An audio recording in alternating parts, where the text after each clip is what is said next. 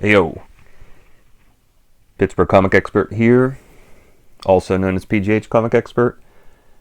Coming at you with part 2 of my resale shops haul. Last one I got through was a bunch of Spider-Man books and a handful of others from this resale shop near my office in Bloomfield neighborhood of Pittsburgh. So still going through that. The guy continues to have a sale on his books, 3 for $1.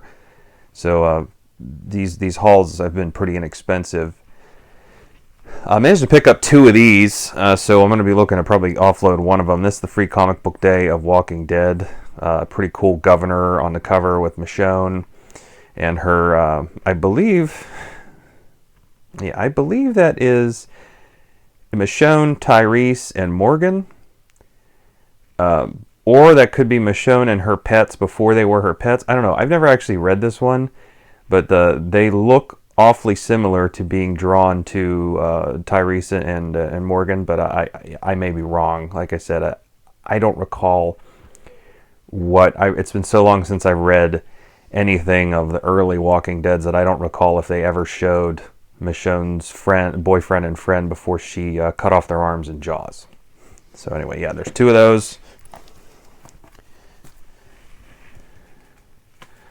Alright, found a run of these books. I'm really only interested in keeping one of them. But I thought they were worth more than they are. I don't think they really are, though. Eclipse did this thing called Alien Encounters. So I picked up a handful of these. We had number 2, number 4, number 5.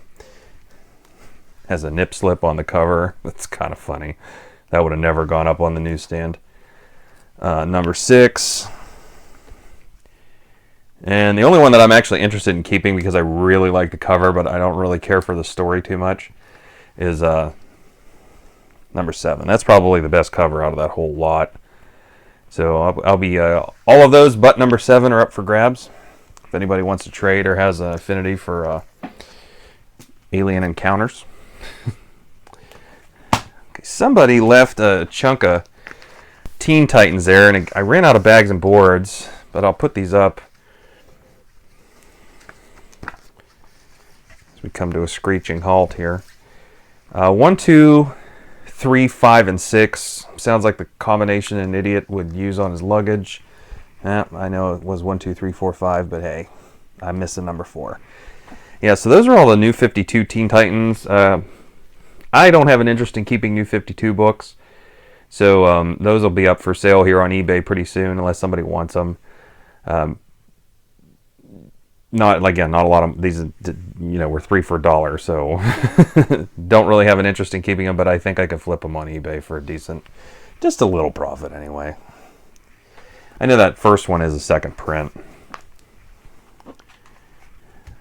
Alright, still going through. This is the last of the resale shop. So a pretty cool G.I. Joe number 46. That's a pretty cool Storm Shadow and Snake Eyes cover, especially since they just killed Snake Eyes. So I think his stuff's going to rise in value. Problem with Snake Eyes is that they the 80s G.I. Joe magazine or comic book just saturated him. Saturated the writing with him in it. The coolest one with him in it was the silent issue, number 21, where Larry Hama just wrote in panels and didn't actually write any words. So, yeah, and they did a similar one for Storm Shadow called the sound effects issue later on. But, I think, I don't know, like I said, it was Snake Eyes. It just killed him. I know they're going to be having somebody take over the mantle of Snake Eyes again. That wasn't the original, but this one here, I thought it was a pretty cool cover because they were both on it. And I think that's one of the rare occasions that they team up. All right. And shout out to Vin Crew. I'd have never thought of this because I don't really care about 90s books.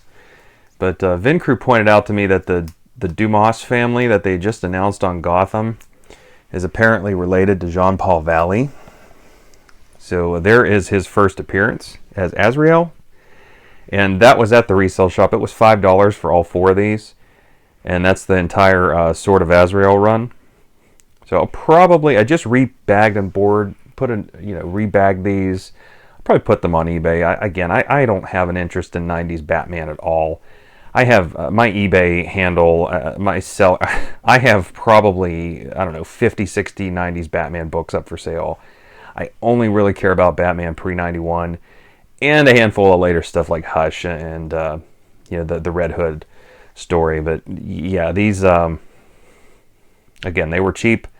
I'll probably throw them on eBay using the same moniker or line, in the masthead for the title, the listing saying, hey, the Dumas family, because that's, that'll draw people in. But yeah, I know. Why am I peddling my comics on my channel? Because it's my channel.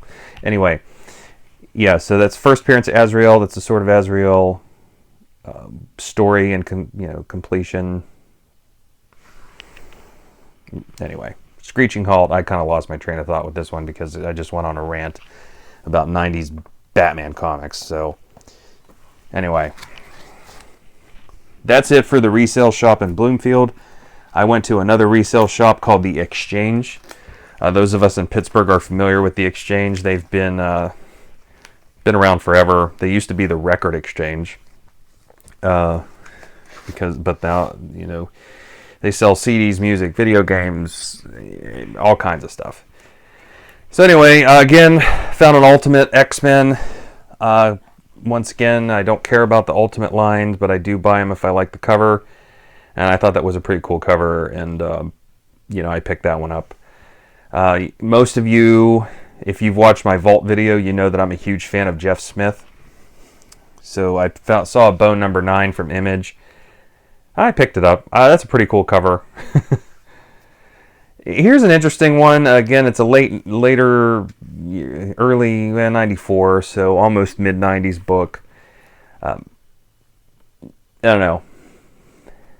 This is at the time they classified Namor as a mutant, and I knew that he was had a thing for Sue Richards, but I didn't realize that there was an entire affair going on with these two. So I saw that and I picked it up and figured I'd research it a little bit, but I most likely won't keep it because, again, it is a mid-90s book. Okay, this is a really cool cover, and this looks like the Gray Hulk just based on the shading. Again, I don't read Ultimates, so I don't know if the Hulk was ever gray during the Ultimates line, but I think that's a pretty badass cover where Hulk is just crushing Manhattan. So that's Ultimates number 5. Let's see. In that same box was Batman 389. Now that's the Batman that I'm interested in right there. The Copper Age on back. So I thought that was a pretty cool cover. I like how they have him in red, even though I know it's just supposed to be a trick of the light. Let's see. Daredevil 233. That leaves me 2 books away from completing my Frank Miller run, my complete Frank Miller run of Daredevil. So I just need 230 to finish Born Again, and I think there's a 219 where he was a writer. So here's a weird thing, is I actually found some Silver Age books at the Exchange, and they were only $3 a piece. So I'll start with a couple of Justice League books.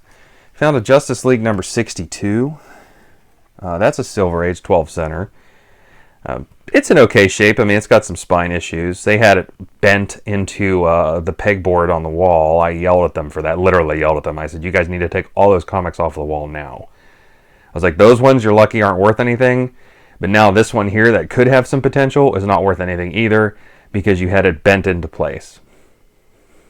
They were kind of like, oh my God, I didn't think about that. Yeah, it's because you guys don't know how to handle comics.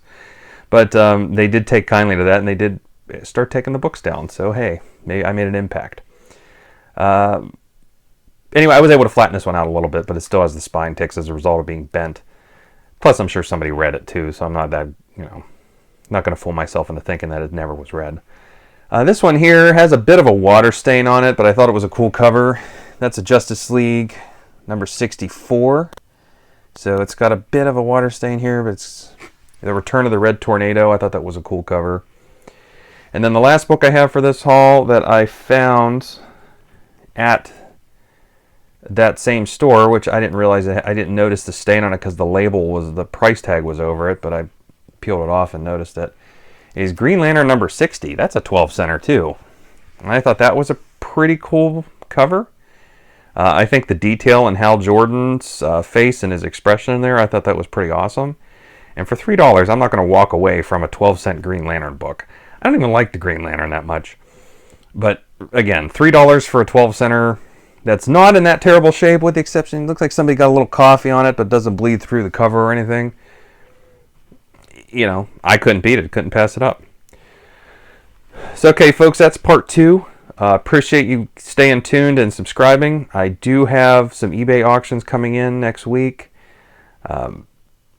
The plan is to take the month of November off from buying. So, but that doesn't mean I won't be still shooting videos. I might just be kind of doing some spotlights or reshooting some of the old ones that were shot on the old camera, and seeing what we have there. So, thanks again for watching. Looking forward to the comments.